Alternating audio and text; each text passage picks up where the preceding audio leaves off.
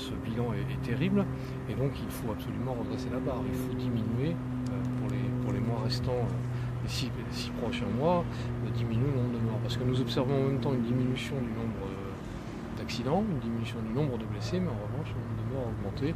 Et ça veut dire qu'il reste un noyau dur de chauffards, il reste des situations vraiment d'imprudence, de comportements à risque, qui sont évidemment souvent mortels, parce que les risques vitesse, les risques alcool, qui sont toujours les premières causes de mortalité sur les routes, eh bien, sont encore présents.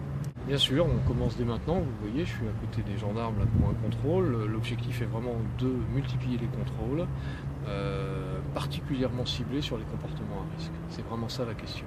Il y a certes d'autres facteurs qui peuvent expliquer ici ou là des accidents, notamment les routes, la qualité des routes. C'est vrai que nous sommes dans des secteurs montagneux qui peuvent présenter une certaine accidentalité, mais fondamentalement, on l'observe à chaque fois qu'on analyse les causes des accidents mortels, les comportements à risque qui prennent leur part, voire sont souvent la cause principale.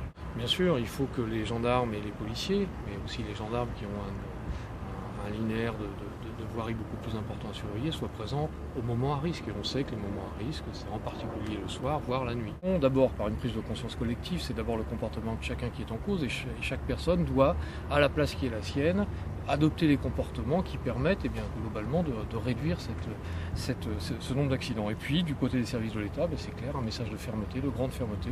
Nous serons présents sur les routes, et les sanctions, tant administratives que judiciaires qui suivront, seront évidemment très fortes, parce qu'il faut arrêter ce mouvement qui nous déclasse par rapport au reste de la nation, puisque, encore une fois, à l'échelle nationale, on réussit à faire baisser les chiffres, et pas ici.